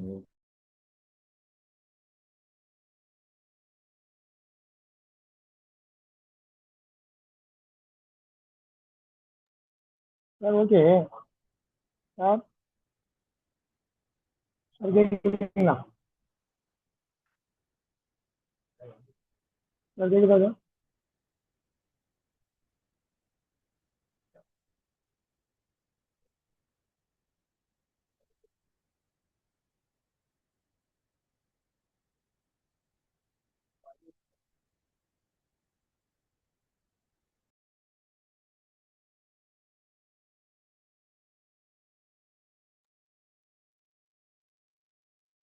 ரெக்கார்டிங் போயிட்டு இருக்குங்களா? Okay. So thank you friends. So இது வரைக்கும் நம்ம வந்து பணம் சம்மந்தப்பட்ட நிறைய விஷயங்களை பார்த்தோம். பணத்திற்காக நம்ம என்னெல்லாம் பண்ணுறோம், பணத்தை எப்படி முதலீடு பண்ணுறோம், குறிப்பாக தங்கம்ங்கிறது எப்படி ஒரு மிக முக்கியமான ஒரு இன்வெஸ்ட்மெண்ட் டூலாக இருக்குது. இன்னைக்கு இருக்கிற நாட்டின் பொருளாதார சூழ்நிலை, வெளியில் மற்ற நாடுகளில் நடக்கிற அந்த வார் சுச்சுவேஷன், ஈரான், ஹோர்முஸ், அமெரிக்கா, இன்னும் நிறைய விஷயங்கள் நம்ம பார்த்துட்டு இருக்கோம். அதுக்கு முன்னாடி இந்த பக்கம் ரஷ்யா சைடில் ஒரு வார் நடந்தது, ரஷ்யாவுக்கும் இன்னொரு நாட்டுக்கும். அந்த வார்னாலையும் கொஞ்சம் வந்து மார்க்கெட்டில் கோல்டெல்லாம் கடகடன்னு ஏறிச்சு. இப்போ இந்த அமெரிக்கா இந்த வார், ஈரான் வார் வந்து ஆரம்பிச்சதுக்கப்புறம் அங்கேயும் நிறைய கோல்டோட ப்ரைஸ்லாம் ரொம்ப ஏறிச்சு. ஸோ மக்கள் வந்து ஷேர் மார்க்கெட்லேயோ அல்லது வேறு விஷயங்கள்லையோ இன்வெஸ்ட் பண்ணுறதை விட அவங்க கோல்டை தான் வந்து ப்ரிஃபர் பண்ணாங்க. ஸோ கோல்டு ரொம்ப ஃபாஸ்ட்டாக டிமாண்ட் ஏறினதுனால கோல்டு ரொம்ப ரொம்ப ஃபாஸ்ட்டாக விலை ஏறிச்சு. ஸோ இப்போ கொஞ்சம் அதில் ஒரு சின்ன கரெக்ஷன்ஸ் வர ஆரம்பிச்சிருக்கு. இனி ஃபர்தரா என்ன ஆகும் அப்படின்னு ஒரு சில நிபுணர்கள் அவங்க கணிச்சு அவங்க சொல்ற விஷயம் என்ன அப்படின்னு பார்த்தீங்கன்னா, கோல்டு வந்து இன்னும் கொஞ்சம் விலை கரெக்ட் ஆகும், இன்னும் கொஞ்சம் கரெக்ஷன்ஸ் வரும், ப்ரைஸ் கரெக்ஷன் வரும், இன்னும் கொஞ்சம் குறையும் அப்படின்னு தான் கண்டிப்பா எதிர்பார்க்குறாங்க. ஒரு சிலர்லாம் வந்து என்கிட்ட இருக்கிற கோல்டெல்லாம் நான் மாசம் மாசம் இப்போ விற்க ஆரம்பிச்சிட்டேன். வித்துட்டு நான் அதுக்கு பதிலாக வந்து பாண்டில் இன்வெஸ்ட் பண்ணுறேன், ஃபிக்ஸட் ரிட்டர்ன் தரக்கூடிய பாண்ட்ஸில் இன்வெஸ்ட் பண்ணுறேன். அது கவர்மெண்ட் ஆஃப் இந்தியா பாண்டோ அல்லது ஒரு நல்ல ரேட்டிங் உள்ள நல்ல பிரைவேட் நிறுவனமோ பாண்ட்ஸில் இன்வெஸ்ட் பண்ணுறோம் அப்படின்லாம் வந்து நிறைய பேர் ஃபினான்ஷியல் எக்ஸ்பர்ட்ஸ் அவங்க ஒவ்வொருத்தரும் ஒரு ஒரு கருத்துக்களை அவங்க சொல்லிட்டு இருக்காங்க. ஸோ கோல்டில் வந்து இன்னும் நிறைய கரெக்ஷன் வரும், நிறைய விலை குறையும். ஸோ அது ஈக்விட்டி அண்டு ஃபிக்ஸட் ரிட்டர்ன் கொடுக்கக்கூடிய டெட் இன்ஸ்ட்ருமெண்ட்ஸ் பாண்ட்ஸ், இது ரெண்டுலேயும் நான் மாதம் மாதம் தொடர்ந்து இன்வெஸ்ட் பண்ணுறேன். பாண்டில் பல்காக இன்வெஸ்ட் பண்ணிடுறேன் அண்டு ஈக்விட்டியில் மாதம் மாதம் தொடர்ந்து எஸ்ஐபி மாதிரி பண்ணுறேன். இனி பிறக்க போகிற குழந்தைக்காக கூட நான் இப்போவே எஸ்ஐபி இன்வெஸ்ட்மெண்ட் மாதம் மாதம் பண்ண ஆரம்பிச்சிட்டேன். என் பையன் இப்போ தான் 25 இயர்ஸ் 24 இயர்ஸ் இருக்கான். இன்னும் பையனோ பொண்ணோ அவங்களுக்கு இனிமேல் தான் கல்யாணம் ஆக போகுது. அவங்களுக்கு கல்யாணம் ஆகி அவங்களுக்கு பிறக்க போகிற அந்த பேரனுக்கோ அந்த குழந்தைக்கு ஆணோ பெண்ணோ அந்த பேரனுக்கோ பேத்திக்காகவோ இப்போவே உங்கள் தாத்தா பாட்டி இவங்க இப்போவே சேமிக்க ஆரம்பிச்சிட்டாங்களாம் எஸ்ஐபியில், மியூச்சுவல் ஃபண்டில். ஸோ அந்த மாதிரிலாம் வந்து சொல்கிறாங்க சில பேர் ஃபீட்பேக்கு. ஸோ அந்த வகையில் அந்த மாதிரி சூழ்நிலைகள் இந்த மாதிரி இருக்குது. நம்ம பணம் சம்பாதிக்கிறோம், சம்பாதிச்ச பணத்தை பல்வேறு இடங்களில் we are spreading our investment basket. பல்வேறு பேஸ்கெட்ஸில் நம்ம இன்வெஸ்ட் பண்ணுறோம். நம்ம முட்டைகளை பல்வேறு இடங்களில் வைக்கிறோம். வெவ்வேறு பேஸ்கெட்டில் வைக்கிறதுனால என்ன அட்வான்டேஜ்னா, ஒன்று குறைஞ்சதுனா கூட, ஒன்று எங்கேயாவது லாஸ் ஆகுதுன்னா கூட மற்றது நல்லா பர்ஃபார்ம் பண்ணும், இல்லை அது மற்றது கொஞ்சம் ஸ்டேபிளாகாது இருக்கும். ஸோ பணம் மொத்தமும் ஒரே இடத்துல முடங்கி அந்த இடத்துல சரியான ரிட்டர்ன் கிடைக்காம மொத்தமாக லாஸ் ஆகிறத விட அல்லது கம்மியான ரிட்டர்ன் கிடைக்கிறத விட எல்லா இடத்துலையும் பிரித்து பண்ணும்போது, ஒரு போர்ட்ஃபோலியோ கிரியேட் பண்ணும்போது, ஒரு ஃபினான்ஷியல் போர்ட்ஃபோலியோ கிரியேட் பண்ணும்போது ஒவ்வொன்றுக்கும் இத்தனை இத்தனை பர்சன்டேஜ்னு நம்ம அசட் அலோகேட் பண்ணும்போது, அசட் அலோகேஷன் அப்படின்னு சொல்லுவாங்க. ஒவ்வொரு பொருள் ஒவ்வொரு துறையிலையும் நம்ம இவ்வளோ இன்வெஸ்ட் பண்ணுறோம், பாண்ட்ஸில் இவ்வளோ இத்தனை பர்சன்டேஜ், கோல்டில் இத்தனை பர்சன்டேஜ், எஸ்ஐபி மியூச்சுவல் ஃபண்டில் இத்தனை percentage, direct equity demat account open பண்ணி டைரெக்டாக ஷேர்ஸ் வாங்குகிறோம், நிறுவனத்தின் பங்குகளை டைரெக்டாக நாமளே வாங்குகிறோம், ஒரு ஃபண்ட் மேனேஜர் மூலமாக போய் வாங்காமல் நம்மளே டைரெக்டாக வாங்குகிறோம் அப்படிங்கிற மாதிரி டைரக்ட் ஈக்விட்டிக்கு இத்தனை பர்சன்டேஜ். அதுக்கப்புறம் fixed return investments, guaranteed investments, இதெல்லாம் வந்து கண்டிப்பாக கேரண்டீடாக ரிட்டர்ன் கொடுக்கும். ரிஸ்க் ஃப்ரீ growth, இதில் கண்டிப்பாக ரிஸ்கே கிடையாது. growth கண்டிப்பாக இருக்கும். அது growth பர்சன்டேஜ் கம்மியாக இருந்தால் கூட பரவாயில்ல, ரிஸ்க் ஃப்ரீ growth அங்கே கிடைக்கும். என்னுடைய போர்ட்ஃபோலியோவில் அதுவும் தேவை அப்படின்னு சொல்லிட்டு வெவ்வேறு விதங்களில் நம்ம வந்து இன்வெஸ்ட் பண்ணுறோம். ஸோ இது எல்லாமே வந்து ஒவ்வொரு மனிதனுக்கும் தேவை. ஸோ முதலீடுனா என்னங்க? முதலீடு பண்ணுறதுக்கு நிறைய ப்ராடக்ட்ஸ் இருக்குது, நிறைய விஷயங்கள் இருக்குது. ஸோ இன்வெஸ்ட்மெண்ட் பிளானிங் அப்படின்னு ஒரு தனி சப்ஜெக்டே இருக்குது. இப்படி வெவ்வேறு இடங்கள்ல நம்ம இன்வெஸ்ட் பண்ணுறதுக்கு நமக்கு வந்து எந்த ப்ராடக்ட்ல எவ்வளோ இன்வெஸ்ட் பண்ணுறது, இந்த மாதிரி ஒரு போர்ட்ஃபோலியோ அலோகேஷன் எப்படி பண்ணுறது, எத்தனை பர்சன்டேஜ் எதில் இன்வெஸ்ட் பண்ணலாம் அப்படிங்கிறது ஒவ்வொருத்தருடைய தேவைகளை பொறுத்து, ஒவ்வொருத்தருடைய ஆஸ்பிரேஷன்ஸை பொறுத்து அதெல்லாம் மாறும். ஸோ அதனால தான் வந்து ஒரு பெஸ்ட் ஸ்டேட்மெண்ட்டாக ஒரு 3 ஸ்டேட்மெண்ட் சொன்னாங்க. திரு கோபிநாத் சார் அவர்களுக்கு மீண்டும் ஒரு நன்றி. ஸோ அவர் என்ன சொன்னார் அப்படின்னு பார்த்தீங்கன்னா, there is no best investment product in the world, it is always in the mix, there is no standard mix. 3 statement சொல்கிறாங்க. அதாவது இது உலகத்திலே இதுதான் மிகச்சிறந்த தலை சிறந்த இன்வெஸ்ட்மெண்ட் பொருள் இதுதான் அப்படின்ட்டு எதையுமே நம்ம சொல்ல முடியாது. It is always in the mix. எல்லாமே ஒவ்வொரு மனிதனுக்கு தேவை. எல்லாத்துலேயும் கொஞ்சம் கொஞ்சம் இன்வெஸ்ட் பண்ணணும், எல்லாமே மனிதனுக்கு தேவை. அண்ட் இதுதான் ஸ்டாண்டர்ட் மிக்ஸ். 30 வயசுக்காரங்களா, அவங்களுக்கு இதுதான் ஸ்டாண்டர்ட். இவங்களுக்கெல்லாம் 40 வயசு ஆயிடுச்சா, இவங்களுக்கெல்லாம் இந்த இதுதான் ஸ்டாண்டர்டான விஷயம் இன்வெஸ்ட்மெண்ட். இவங்களுக்கு 50 வயசு ஆயிடுச்சா, இவங்களுக்கெல்லாம் ஸ்டாண்டர்டான இன்வெஸ்ட்மெண்ட் இதுதான். 60 வயசு ரிட்டையர் ஆயாச்சு, சீனியர் சிட்டிசன் ஆயாச்சா, அப்போ உங்களுக்கு இதெல்லாம் ஸ்டாண்டர்டாக நீங்கள் இதில் தான் இன்வெஸ்ட் பண்ணணும் அப்படின்ட்டு ஸ்டாண்டர்டாக இதுதான் ஃபார்முலா அப்படிங்கிற மாதிரி எதுவும் நம்ம சொல்ல முடியாது.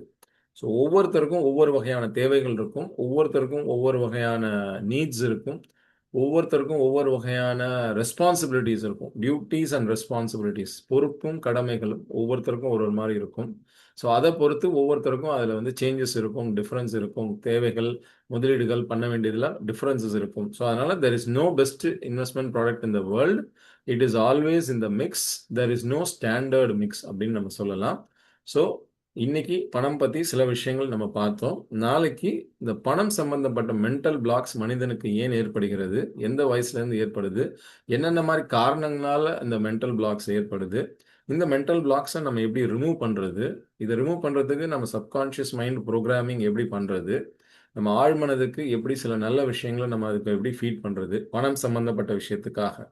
இது எல்லாமே முழுக்க முழுக்க பணம் சம்மந்தப்பட்ட விஷயத்துக்காக எப்படி நம்ம சப்கான்ஷியஸ் மைண்டை ப்ரோக்ராம் பண்ணுறது, நல்ல எண்ணங்கள், பணம் சம்மந்தப்பட்ட நல்ல விஷயங்களை எப்படி மனசுக்குள்ளே ஃபீட் பண்ணுறது, ஆழ்மனதுக்குள்ளே எப்படி ஃபீட் பண்ணுறது, அதே ஆழ்மனதில் இருக்கக்கூடிய அந்த நெகட்டிவ் ஃபீலிங்ஸ், பணம் சம்மந்தப்பட்ட அந்த நெகட்டிவ் ஃபீலிங்ஸ் என்ன இருக்கோ அந்த நெகட்டிவ் ஃபீலிங்ஸ் என்னென்னு ஐடென்டிஃபை பண்ணி அதை எப்படி ரிமூவ் பண்ணுறது, இந்த பணத்தை எங்கெங்கெல்லாம் நம்ம முதலீடு பண்ணுறது, எந்த ஃபார்முலா எந்த ஒரு சிஸ்டம் யூஸ் பண்ணி நம்ம முதலீடு பண்ணுறது, short term savings, long term investments, gold, ETF, mutual funds, direct equity, லேண்டில் இன்வெஸ்ட் பண்ணுறது, fixed return investments, government bonds, இந்த மாதிரி பல்வேறு விதங்களில் நம்ம பல்வேறு இடங்களில் இன்வெஸ்ட் பண்ணுறோம்.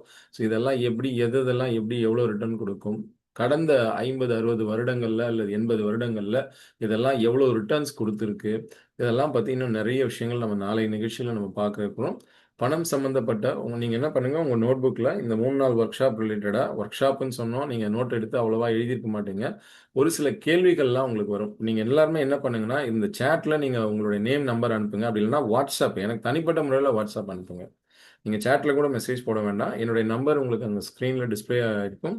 நான் சேட்லேயும் நான் அதை டைப் பண்ணுறேன். ஸோ எனக்கு நீங்கள் வாட்ஸ்அப்பில் மெசேஜ் பண்ணுங்கள். இந்த நிகழ்ச்சியில் கலந்துக்கிட்டேன்,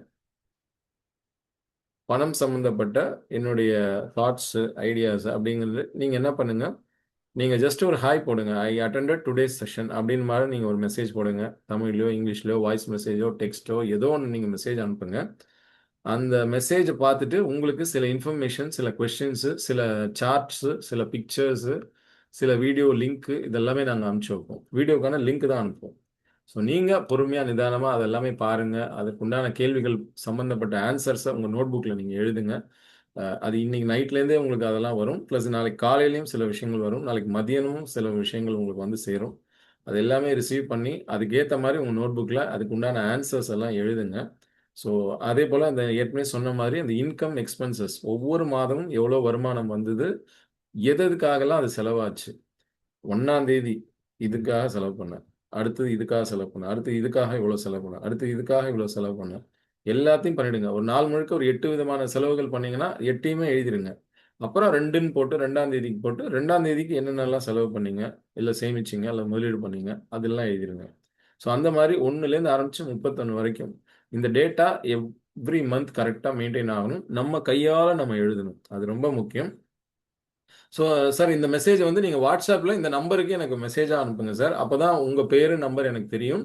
உங்களுக்கு நான் அந்த இன்ஃபர்மேஷன் தனிப்பட்ட முறையில் அனுப்ப முடியும். ஏன்னா எல்லா குரூப்லேயும் அது எல்லா விஷயத்தையும் நம்ம வந்து போஸ்ட் பண்ண முடியாது. ஸோ அதனால் வாட்ஸ்அப் வழியாக நீங்கள் மெசேஜ் பண்ணுங்கள். நீங்கள் நான் கூகுள் ஃபார்ம் நான் ரெடி பண்ணல, இல்லைனா அது ஃபார்முக்கான லிங்க் அனுப்பிச்சு அந்த லிங்க்லேருந்து கிளிக் பண்ணி உங்களுடைய நேம், மொபைல் நம்பர் அண்ட் எந்த ஊர் அப்படிங்க, உங்கள் ஏஜ் என்ன அப்படிங்கிறத கேட்டு வாங்கியிருக்கலாம். பட் அந்த ஃபார்ம் நான் ரெடி பண்ணல. ஸோ நீங்கள் வாட்ஸ்அப் வழியாக எனக்கு மெசேஜ் பண்ணிவிடுங்க. உங்கள் எல்லாருக்கும் தேவையான அந்த இன்ஃபர்மேஷன் எல்லாத்தையுமே நான் உங்களுக்கு அனுப்பி வைக்கிறேன். ஸோ நம்ம வந்து நாளைய செஷன், இன்றைக்கி செஷன் கொஞ்சம் சீக்கிரமாக முடிச்சுட்டு நம்ம நாளைக்கு 8 to 9:30 ஃபுல்லாக நம்ம வந்து பார்க்கலாம். இப்போ என்னென்ன டாபிக்ஸ் இப்போ நான் சொன்னனோ அந்த எல்லா டாபிக்ஸையும் நாளைக்கு நம்ம கவர் பண்ணலாம். அது சம்மந்தப்பட்ட ஸ்லைட்ஸ், அது சம்மந்தப்பட்ட இமேஜஸ் அண்ட் 1-2 சின்ன சின்ன வீடியோ கிளிப்பிங்ஸ், அதுவும் நம்ம நாளைக்கு பார்க்க இருக்கிறோம். இது இப்போ செகண்ட் டே இதெல்லாமே பார்ப்போம். தேர்ட் டே சொல்யூஷன்ஸ், எங்கெங்கே எவ்வளோ எதுக்கு எப்படி இன்வெஸ்ட் பண்ணுறது, அந்த மைண்ட் ரிலேட்டட் பிளாக்ஸ் ரிமூவ் பண்ணுறது, கிரியேட்டிவ் விஷுவலைசேஷன், மெடிடேஷன் ரிலேட்டடாக கிரியேட்டிவ் விஷுவலைசேஷன் ப்ராசஸ், பணம் சம்மந்தப்பட்டு பணத்திற்காக அதை நம்ம எப்படி பண்ணுறது, ஆழ்நிலை மனதை எப்படி ப்ரோக்ராம் பண்ணுறது, என்னென்ன மாதிரி பணம் ரிலேட்டட் டெக்னிக்ஸை நம்ம ஃபாலோ பண்ணலாம் அப்படிங்கிற அந்த விஷயங்கள் எல்லாத்தையுமே புதன், வியாழன் இந்த 2 நாட்களுமே 24 and 25 2 நாளுமே நிறைய பார்க்க போகிறோம். ப்ராக்டிக்கலான சில ப்ராசஸ்லாம் கண்ணை மூடி நீங்கள் செய்வீங்க. அண்டு சில விஷயங்களை உங்கள் நோட் புக்லேயும் எழுதுவீங்க. அண்டு இந்த நிமிடத்துலேருந்து நாளைக்கு வரைக்கும், நாளைக்கு நைட் 8 மணி வரைக்கும் நிறைய இன்ஃபர்மேஷன்ஸ் அண்ட் கொஷின்ஸ் உங்களுக்கு வரும். அந்த கொஷினுக்கு ஆன்சர்ஸ் உங்கள் நோட் புக்கில் தான் நீங்கள் எழுத போகிறீங்க. அது நீங்கள் எல்லார்ட்டையும் ஷேர் பண்ணணும்னு அவசியம் இல்லை. It is totally personal, purely personal விஷயம் தான். ஏதாவது ஒரு சில கேள்வி நாங்கள் இங்கே கேட்கும்போது ஜென்ரலைஸ்டாக, இப்போ கோல்டை பற்றி, இன்வெஸ்ட்மெண்ட்டு அல்லது பணம் பற்றி உங்களுடைய கருத்து என்ன, அந்த மாதிரி ஜென்ரல் கேள்விகள் கேட்கும்போது அதுக்கு உண்டான பதில் மட்டும்தான் நீங்கள் ஆன்லைனில் இங்கே சொல்லுவீங்க. மற்றபடி மற்ற கேள்விகளுக்கான விடைகள் எல்லாமே உங்கள் நோட் புக்கில் உங்கள் பர்சனலாக உங்கள் விஷயத்தை மட்டும்தான் நீங்கள் எழுத போகிறீங்க. அதை நீங்கள் உங்கள் ஸ்பௌஸோடு நீங்கள் டிஸ்கஸ் பண்ணி உட்காந்து நீங்கள் அதை எழுதி ஃபில்அப் பண்ணி ரெடியாக வச்சுக்கோங்க. அது எல்லாத்தையுமே அதே போல் உங்களுடைய சொத்து மதிப்பு, அசெட் லயபிலிட்டி ஸ்டேட்மெண்ட், இன்னைக்கு வரைக்கும் உங்களுடைய வயசு 35 இருக்கலாம், 45 இருக்கலாம், 55 இருக்கலாம், அல்லது 60 வயதாகி ரிட்டையர் ஆக கூட நீங்கள் ஆயிருக்கலாம். ரிட்டையர் ஆகிட்டும் நீங்கள் வேணால் உங்களுடைய விருப்பத்திற்காக ஃப்ரீலான்சராக நீங்கள் ஒர்க் பண்ணிட்டு இருக்கலாம், what ever it is. But நீங்கள் வந்து உங்களுடைய அசட் லயபிலிட்டி ஸ்டேட்மெண்ட் ஒன்று ரெடி பண்ணுங்கள். உங்களுடைய இன்றைய சொத்து மதிப்பு ஒவ்வொருலையும் நீங்கள் எவ்வளோ வச்சுருக்கீங்க, அது இன்னைக்கு அதெல்லாம் நீங்கள் ஏன்ட்ட சொல்ல போகிறதில்ல. அது எல்லாமே உங்களுக்கு தான் பர்சனலாக ஃபுல்லாக நீங்களும் உங்கள் ஒய்ஃபும் உங்கள் ஸ்பௌஸும் நீங்களும் சேர்ந்து நீங்கள் அதை உட்காந்து எழுதுங்க, டிஸ்கஸ் பண்ணுங்கள். இது வரைக்கும் என்னென்னலாம் பண்ணி வச்சுருக்கோங்கிறத கான்ஃபிடென்ஷியல் ஒரு ரெஜிஸ்டரில் தனியாக நீங்கள் அதை வந்து எழுதி பாருங்கள்.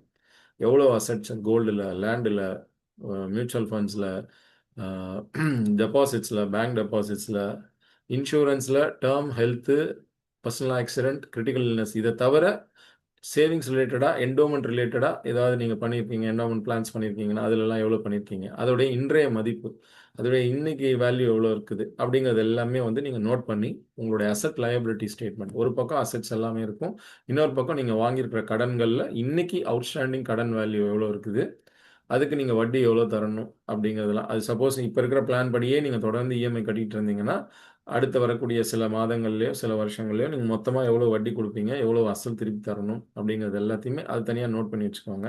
ஸோ உங்களுடைய அசட் மைனஸ் லயபிலிட்டி, உங்களுடைய நெட் ஒர்த் எவ்வளோ அப்படிங்கிற அந்த நெட் ஒர்த் ஸ்டேட்மெண்ட்டை ரெடி பண்ணி வச்சுக்கோங்க நாளைக்கு. அது சம்மந்தப்பட்ட சில கேள்விகளும் சில விஷயங்களும் உங்களுக்கு வந்து சேரும். நீங்கள் அதை ஜஸ்ட்டு ரெடி பண்ணி நீங்கள் உங்கள் நோட்டில் உங்களுடைய ரெஃபரன்ஸ்க்காக, உங்களுடைய ஒரு ஐடியாக்காக, உங்களுடைய ஒரு நாலேஜ்க்காக தான் அதை வச்சுக்க போகிறீங்க. நீங்கள் மற்றவங்கள்ட்ட இங்கே யார்கிட்டையும் நீங்கள் அதை ஷேர் பண்ணணும்னு அவசியம் இல்லை. So it is fully confidential தான். Thank you so much. நம்ம இன்றைக்கி நிறைய விஷயங்கள் பார்த்தோம். நாளைக்கு இன்னும் நிறைய விஷயங்கள் நம்ம பார்க்க இருக்கிறோம்.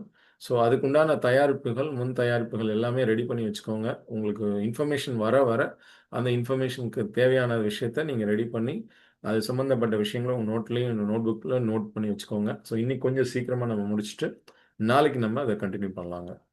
Thank you so much. இவ்வளோ நேரம் பொறுமையாக காத்திருந்த உங்கள் அனைவருக்கும் நன்றி. இன்னைக்கு நடந்த விஷயத்தை பற்றி நீங்கள் ஏதாவது கருத்து சொல்ல விரும்புகிறீங்க, இன்னைக்கு நடந்த டிஸ்கஸ் பண்ண விஷயங்களை பற்றி உங்களுக்கு ஏதாவது ஃபைனலாக ஏதாவது ஷேர் பண்ணணும்னு நினச்சிங்கன்னா நீங்கள் இப்போ அன்மியூட் பண்ணி நீங்கள் ஷேர் பண்ணலாம்.